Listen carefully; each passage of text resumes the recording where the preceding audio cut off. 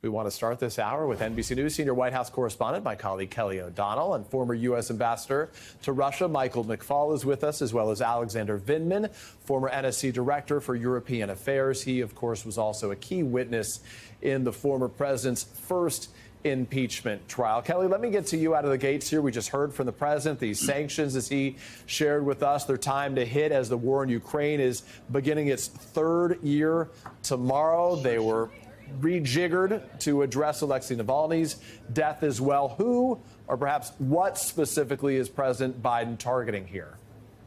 Well, what really stands out, Peter, is what you mentioned, that this is the largest tranche of sanctions since the start of the war. And in addition to Treasury and State, the Department of Commerce has another 100 or so restrictions. So this has the intent to raise the cost of the conduct of Vladimir Putin.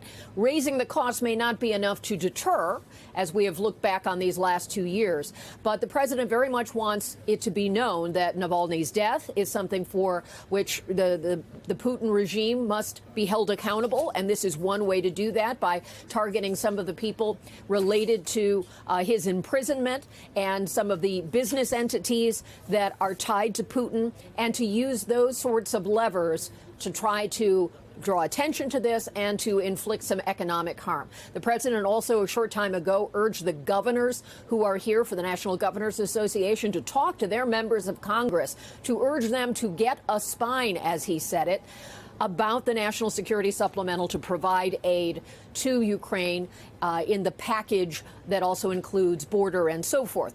But the president today is announcing these sanctions as a way to shine a light on the urgent need for Congress to act. Peter? Kelly, good wrap up there. Yeah, for sure. I want to get specific about this, though, Ambassador McFaul. The White House is also imposing some new sanctions on Iran, of course, amid concerns, some reports that they've already provided ballistic missiles to Russia. You got North Korea and China propping up Putin's economy by finding ways to buy Russian oil. How effective are these sanctions? Because the sanctions to this point, while they have had an impact, at least initially over time, they really did become diluted in some form.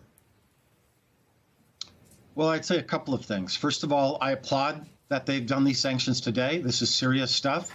I especially applaud that they're finally now sanctioning third parties, right, in other countries, about a dozen of them in this package. That's what's needed to stop the flow of technology into Russia that goes directly into the military-industrial complex to build the missiles that kill Ukrainians. That's a good sign. Number two, I hope they'll announce another package next Friday.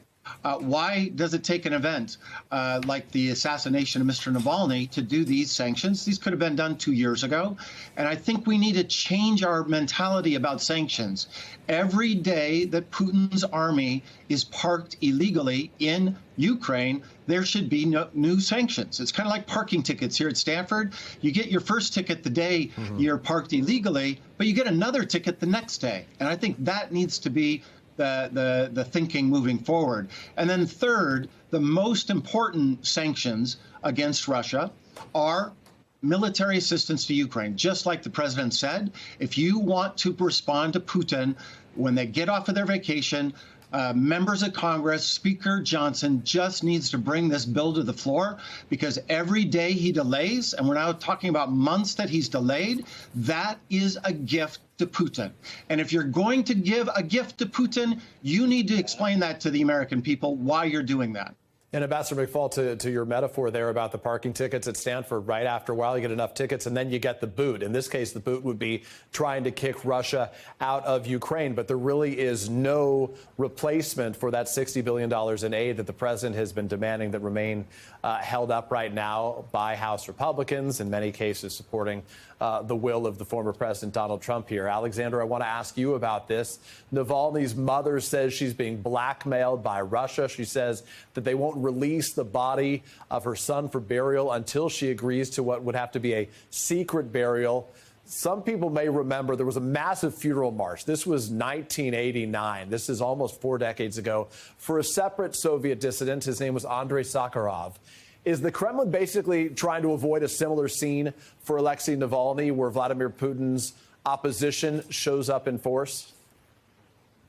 I think that's true. I think they are trying to avoid a mass crowd event. But I think I'd like to get back to why Alexei Navalny was potentially murdered. What was the timing behind that?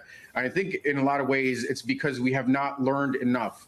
We're facing the second-year anniversary. We have not done enough to help Ukraine, to help avoid U.S. involvement, U.S. troops eventually facing another war in Europe.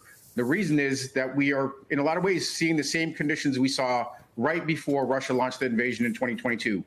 A Republican Party entirely captured by Donald Trump that was apologetic for Russia, that basically was taking inaction, obstructing any helpful activities like passing a Ukraine aid supplemental.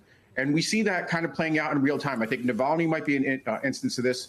The recent reporting on Transnistria potentially holding a referendum to join Russia, that's testing the waters. That is a recipe for disaster. That could be a spillover in which Ukraine and Moldova take action against those Russian forces there. Romania, which is very close to Moldova, could be pulled in. We are not doing enough. And this is a moment where your viewers have an opportunity to do something.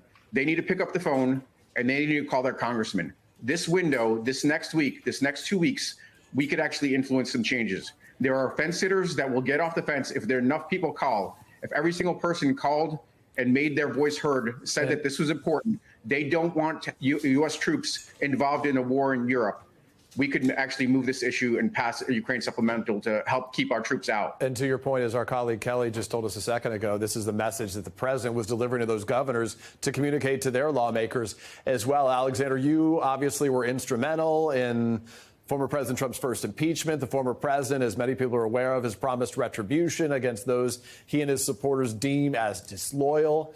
How are you and your family, specifically your wife, Rachel, preparing if former President Trump is reelected?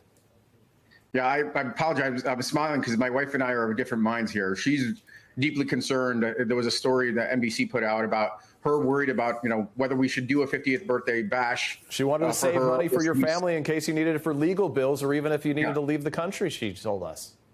So she's thinking in that direction. I am not intimidated by Donald Trump. I will stay and fight. The bottom line is that we need to do what we can to defeat him, prevent a second term in office.